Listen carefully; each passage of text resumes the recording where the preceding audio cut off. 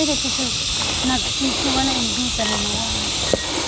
Kali, ba't ang sinabi ko ng ate pa, biyati? Magandang umaga po sa ating lahat. Yes, kasing ganda kayo ng aming bulaklak dito sa Viewdik po mga kabayan. O, di ba? Kahit papaano, meron na kayong nakikitang pabulaklak dito sa aming Viewdik mga kabayan. Bago ka makarating doon sa mismong Viewdik ay madadaanan mo ito, yung aming simpleng halaman na hitik sa bulaklak. O anong halaman to mga kabayan? DC ba to kung tawagin? Hindi ko alam. Ano to Ate Cha? Ate Flor? DC? Cosmos? Hindi. Oo, yung kuya. Cosmos? Ah, kuskus balungos. Cosmos daw. Sabi ni Ate Flor. O sige, bahala kayo. Ang alam ko, DC yung mga kabayan. Yes, bumaba tayo ngayon kasi good news na naman po mga kabayan. Super good news na naman po mga kabayan. Kasi malaki na po yung ating mga sisiw nung nakaraan. Ngayon hindi na sila sisiw. Mga ano na sila, mga binatilyo at dalangginging na po sila mga kabayan. Ngayon, after few weeks po mga kabayan, yung ating inay na pabo nangitlog ng 11.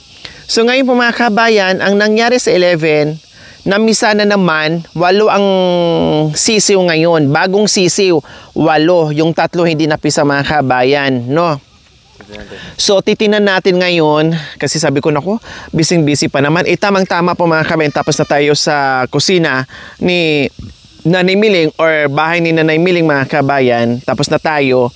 Bago kami mag-umpisa kay Bayaw, no? Mag-relax muna kami and then isingit namin yung bahay kubo ng pabo mga kabayan kasi crowded na sila doon. Tapos may mga binatilyo na at mga dalagingging ng mga pabo and then wag natin ihalo doon mga kabayan. Baka mamaya syempre pag mga sisiw kailangan magstay muna yung nanay doon ng ilang buwan bago natin sila ihiwalay. Kaya ngayon silipin natin muli yung ating nagagandahan na pabo. O tara mga kabayan, baba po tayo kahit mahirap akyat baba dito. Wala tayong choice. Nandoon nakalagay yung ating pabo.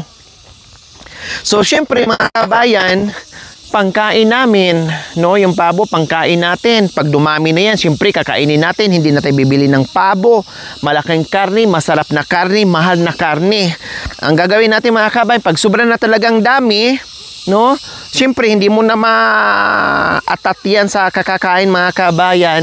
Syempre yung iba dyan, ibibenta natin. O, may income tayo, may pambili tayo ng pagkain nila, no? Tapos nakakain mo na sila, may pambili ka na ng pagkain nila. Sa ngayon mga kabayan, syempre, paluwal muna tayo or ano muna tayo muna magpapakain sa kanila kasi hindi pa natin sila mabibenta, no? Saka na lang tayo magbenta kapag malalaki na sila, pag dumami na talaga, and then may pambili na tayo ng pagkain nila mga kabayan. Kasi grabe din sila sa pagkain. Ano din, malakas din silang kumain mga kabayan sa dami nila. Malakas din silang kumain. Nakabili na naman ako another isang sako. Tapos magpapahabol pa ako kasi may mga sisiw na naman, kailangan iba yung ano nila pagkain. Separate yung pagkain nila, yung medyo pino. Tapos yung ating malalaki, iba din po ang pagkain nila. 'Di ba? So hinatiran dito mga kabayan, umaga hapon at kasama na rin bisita sa ating pabo. Ayan, naririnig natin yung uluk. Oh, 'di ba? Ang galing ng tainga mga kabayan, no? So ito na naman ang anuhan natin, isisingit natin mga next day, no? Kasi busy pa ngayon yung ating mga the boys and the girls sa pagtatanim ng kanilang mga pananim dahil umuulan na, no? Kahit papaano umuulan na at basa na ang lupa mga kabayan, kaya busy.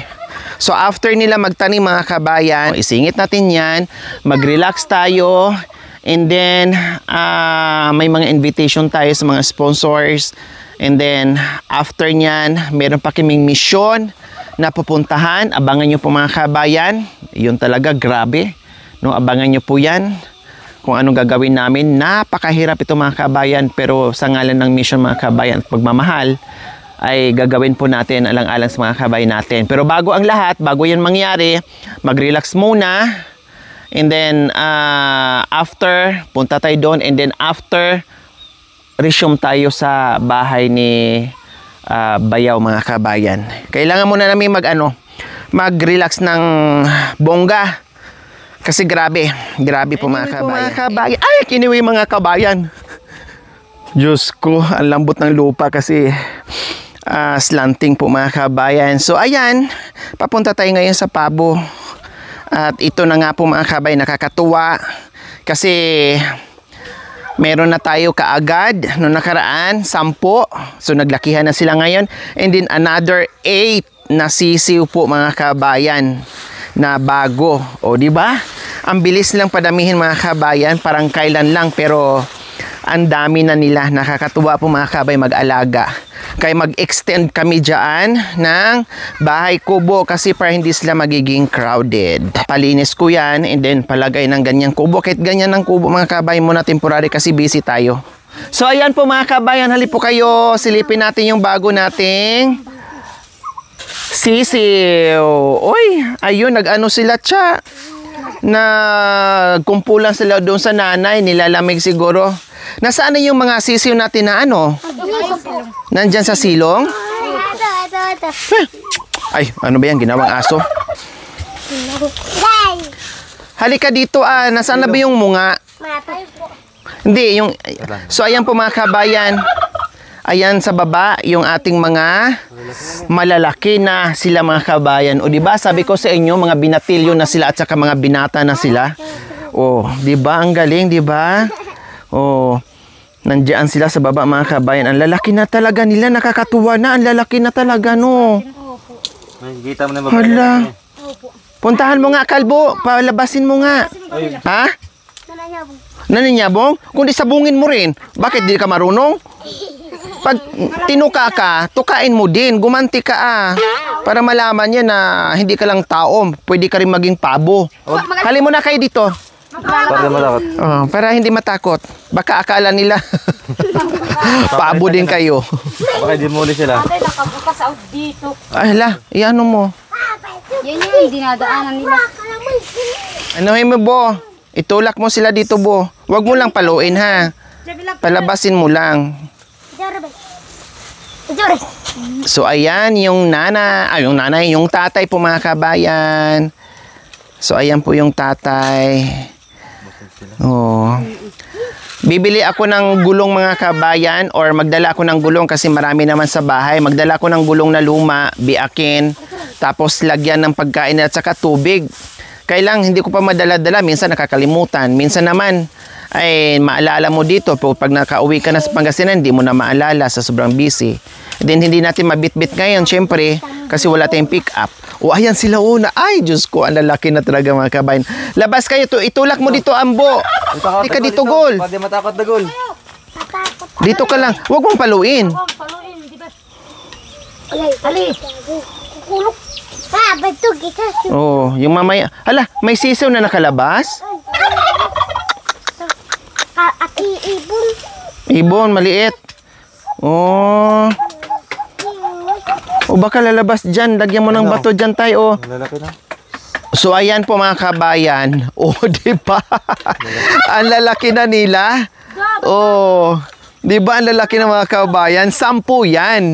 10 mga dumalaga at saka mga binatilyo mga kabayan. Ayan oh. Hindi kalapit sa silong. Oh, meron ako naririnig. Kanino sisiw yan? Patingin. Sisiw ng manok? Ya, ya. Ya, pati siw na. Sisiw na pabo. 2, 4, 6. O, 7 na lang nandito sa itaas na sisiw talaga. Oh, nandiyan sa ibaba yung isa. Oh, sige. Kunin mo, Bo. Ito, walo. Ay, wag lang yan. Ito lahu. Kabay, tinat ka sa green at may do. Buyok, kuya. So, ayan po mga kabayan, no? 8 yan sila.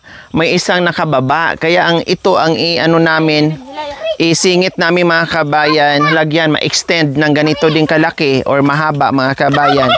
Para isaggregate namin tong mga malalaki na. Kasi super laki na talaga nila mga kabayan, oh.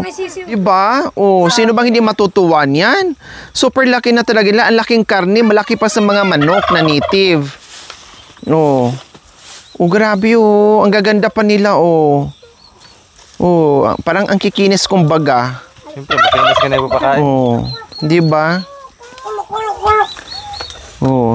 Tapos yan bo, lagyan mo ng bato yan bo ha. Dami lang kang Baka dadaan yan mamaya. Diyan. kalbo.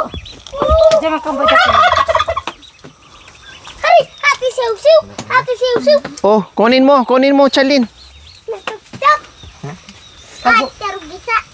Ang silipin na kayo, ang silipin na kayo. Pasok doon, dalhin mo dito. Siguro nang itim, lalaki. Kalbo.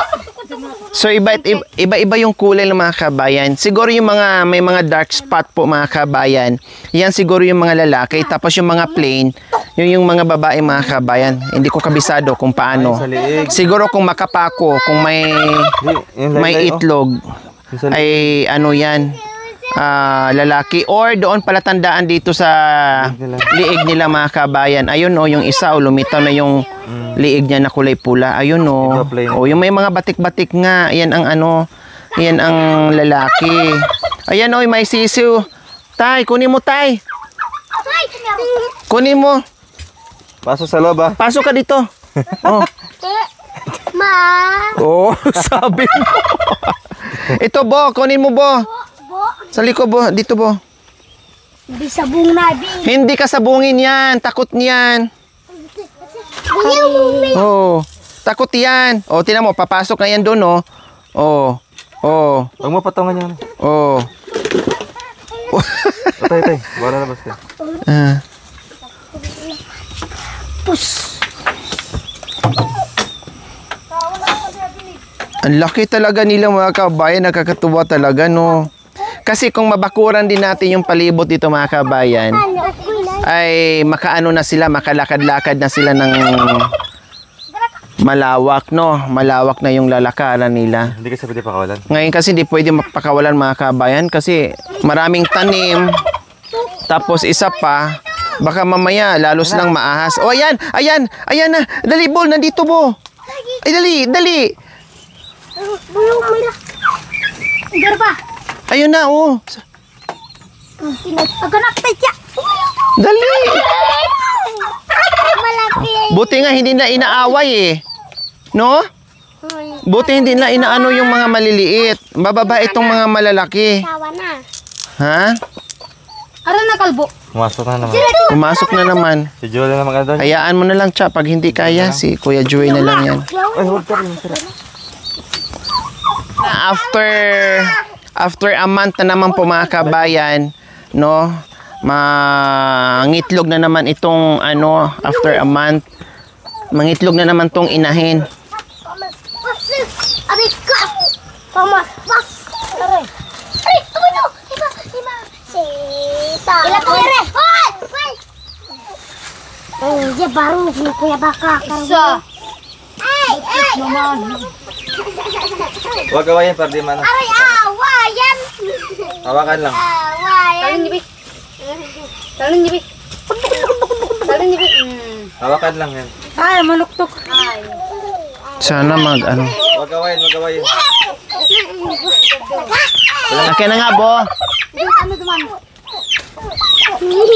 Kabayan. So ayan po mga kabayan, ang lalaki na nila, oh. Oh, di ba? Ang lalaki na po nila mga kabayan. Oh, ito babae ito. Walang palong. Ayan oh, ang lalaki na nila, oh. Hawak. Sarte ka. Aray! Diyan na lang. Huwag mong saktan para alam niya, para mabait lang. Oh, hayaan mo na kung ayaw. Oh, alis na kayo dyan. Tuktukin daw ate. Oh, Yung pagkain, lagay dito. alin? Ah, oo. Lagay dito ate. Oh, doon na kayo. Diyan na ba duhan? Aro, maglabas na. Hala, wag Bo. Ay, wag Bo. Huwag na. Mamaya anuhin ka. Tukin ka. At tuktukin ka. Matanggal talaga yung ukoy mo. Eh, iparang tapan natin. Bilhan pala sila ng ano mga kabayan kasi yung pagkain la iba. No, so bilhan na lang natin na. Oh, hayaan mo na lang. Hayaan mo na. Iba yung pagkain ng sisiw mga kabayan. So ayan po mga kabayan, no. Buti lang kahit papaano ay maalaga din yung nanay nila at masigasig din sila mangitlog. O masigasig sila mangitlog mga kabayan. No. Kaya mabilis dumami. Oh. After siguro mga 2 to 3 months po mga kabayan, pwede na silang i-separate, no? Ihiwalay sa nanay yung mga bagong sisiw para magbuo naman sila ng itong isa para mangitlog na naman. No, tapos itong itong mga malalaki po mga kabayan, dito po tayo gagawa ng extension ng bahay kubo nila mga kabayan. Kaya ito nilinis na nila unti-unti. Ipaganyan natin yung kubo. So ilipat natin dito yung mga malalaki na. Para dyan yung mga sisiw at dyan yung nanay sa ibaba, yung sisiw na bago doon sa itaas. Tapos dito yung ipa-extend natin mga kabayan. Ipabakod natin yan hanggang doon ganyan para malaki yung kanilang spasyo para maki-exercise sila mga kabayan.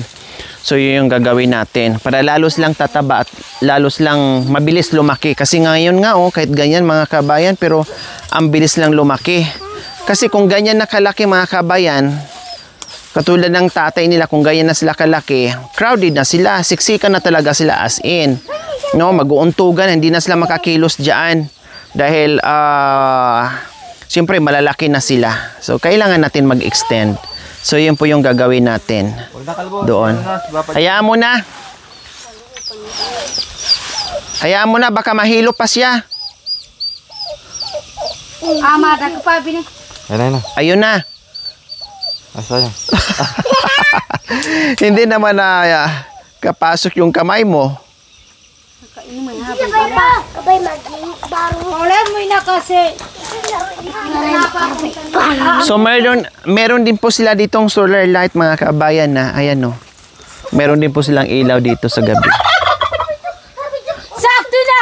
Then mamaya na namang hapon bisitahin na naman sila. Okay, tara na. Tara na. Hayaan nyo na, baka maano, Tama ba, may bulugan. baka mapagod siya. Ay, nalanong ba dyan? Bisura kita. So, di ba, mga kabayan, nakakatuwa. Ay, ka mula na matitimbay na po si Dati Ibon. Mula nung inilagay natin dito yung mga pabo natin, mga kabayan, no, hindi na bawasan na kinain ng ahas mo, mga kabayan, no? Wala, kasi kahit papaano malinis naman mga kabayan at lagi namang may tao dito. No? Lagi namang nabibisita. And then ito malilinis. Nalinis na yung mga kabayan kaya lang umano na naman ulit. Kasi siyempre ulan init, hindi rin marap-harap kaagad dahil busy ang mga the boys. Busy kami sa pagtatanim, busy kami sa lahat ng bagay mga kabayan. Pero magagawa namin to ng paraan na maisingit kasi tapos na yung pabahay. Tapusin lang muna yung mga pananim nila kasi naghahabol sila. Oh, ayan naglabasan sila Ang dami. 2, 4, 6, 8. 10. 10 ganyan. Then another 8. So 20 na sila lahat kasama ang nanay at saka tatay. Dalawang anak pa. Naku, 40 na yan mga kabayan. Tapos ito, mangingitlog din yan. Kung sabay-sabay lang mangitlog mga kabayan, wala na. Hindi na kami magkadaogaga sa kain. No, and then syempre sabi ko nga hindi lang 'tong pagkain, ibenta din kasi sobrang dami, hindi mo naman yan araw-araw kainin mga kabayan, syempre magsasawa ka din, no. Kakainin and then benta, kain, benta, kain, benta. Okay? So mayroon na ngang ibang mga kabayan ng mga viewers natin na nagsabi na gusto nila bumili ng partner, mag-asawa daw kasi gusto din sila mag-alaga. Titinan natin pag malalaki na sila. Message lang kayo ulit, ha? Titinan natin mga kabayan. Okay, tara, let's go. So ayan po mga kabayan na hindi lang po pabo na meron tayo. Marami na rin po tayong native na mga manok. Sa katunayan, marami ding sisiw at yung iba nangingitlog. Nandoon nga lang po nakatira sa mismong biodik natin. May mga manok na po tayo dyan, may mga sisiw na rin po tayo. Marami-rami na rin po yung ating manok dyan sa itaas. No, bukod dito sa pabo nating alaga. So ngayon, pauwi natin mga kabayan at nakikita nyo naman yung ating dinadaanan, puro gulay. No, marami mapipitas, gabi, ube, no, mga prutas at papaya. At dito ang ganda na ng aming talbos ng kamote po mga kabayan. Ayan lalo silang lumago kasi nadiligan na ng tubig ulan. Ayan, kay lumagos na mga kabayan. Nakailang pitas na tayo dito, no? Oh, nakarami na ng pitas dito mga kabayan. Dahil ang sarap nito igisa mo sa kamatis lang. Naku, ang sarap na mga kabayan kahit walang sahog. Or pag mayroon kang isang pirasong isda, magpabukal ka lang. At lagyan mo ng pritong isda mga kabayan na isang piraso. Malasa na at masarap na mga kabayan. So ganyan, kapag masipag ka sa kabundukan mga kabayan, diyan mo lang mahanap yung maiulam mo, no? Fresh pa at healthy pa, dahil sarili mong tanim. Walang abono yan, walang fertilizer yan mga kabayan. Natural, organic, yung ating mga pagkain dito sa ating kabundukan mga kabayan. And then yung mais natin, ayan, o kahit papaano mga kabayan, may mga mais pa tayo dito, o kailang hindi pa sila nag-ano nga. Ayun, banda roon, meron na. Lumabas na yung ano niya, yung balahibo. So ibig sabihin, nag-umpisa na siya sa laman. Ayun o, doon banda, malalaki doon banda. May bulaklak na siya or may mga balahibo na o. 'Di ba? Magkakabunga na siya mga kabayan. Kapag ganito na siya o. Ayan o. So ito yung palatandaan. Bunga na yan. So sa isang ganyan, dalawa ito at saka ito. Ayan o. Nag-uumpisa na. So dalawa po yan. Isa, dalawa. Yung iba naman tatlo. Kadalasan dalawa. Bihira lang isa. Kadalasan dalawa. Swerte mo na kung tatlo, apat na magkakaroon sila mga kabayan. Ayan o. May mga bulaklak na. Lumabas na sila.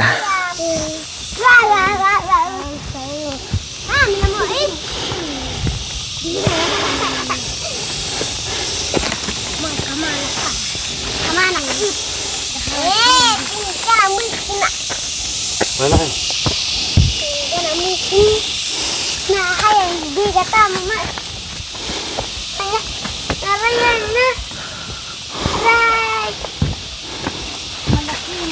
Malaki yan. Bababa ka dito mga kabayan para dalawin mo yung mga pabo mo, bigyan mo ng pagkain. Balik mo mga kabayan, pag akyat mo, siguradong meron ka ng bit-bit na ulam. Kasi mamitas ka na lang. Marami kang madadaan ng mga kabayan kung anong gusto mong ulamin. Magpitas ka lang dyan mga kabayan, ay ayos na. Ganito ba yun? Hindi ko alam mga kabayan ha, kung ganito yung klaseng ang pwedeng maiulam. Ito oh, gusto ko to din. Pabukalan mo lang or lagyan ng gata, masarap to. Yung pinakausbong niya, no? Hindi ko alam kung ganitong klaseng gabi din mga kabayan. Yung iba nito, kinukuha, no? Tapos parang ginagano nila mga kabayan, tinatali nila. Then, pabukalan mo lang, bisin, asin. Yung iba naman, gataan talaga mga kabayan. Tapos haluan ng mga seafoods like crabs, no? Ang sarap po niya mga kabayan. Yan ang inuulam namin sa probinsya noon mga kabayan. Yung mura nito. Sa gabi, hindi ko alam kung ito yon, nakalimutan ko lang. Kasi meron din gabihan na maliliit na nasa sa tubigan, nasa sapa po mga kabayan. Ay yun ang pinagkukuhaan namin. Hindi ko alam kung ito kung makakain din.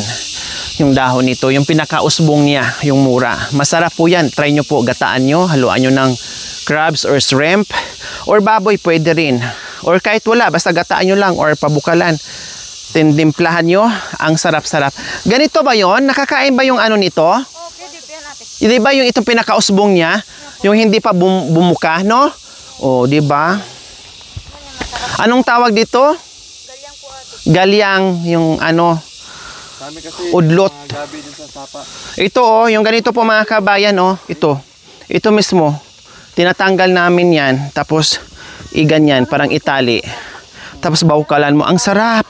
Diba? Oh, kahit igisa mo yan, nasubukan nyo na igata. Oh, masarap yan. Tapos lagyan ng labahita na ano, na tuyo.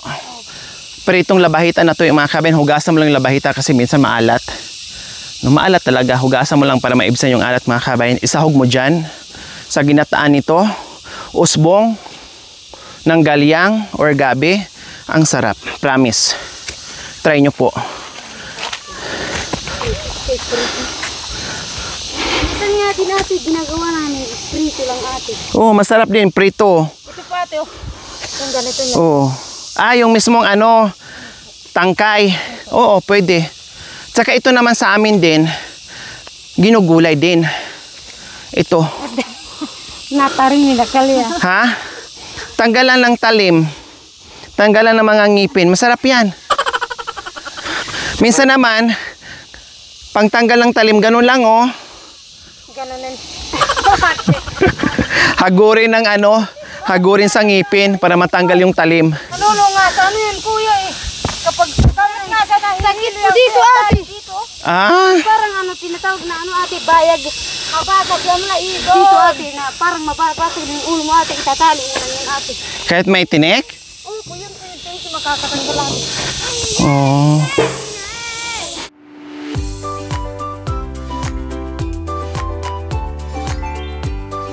Thank you for watching. Don't forget to like, share, and subscribe.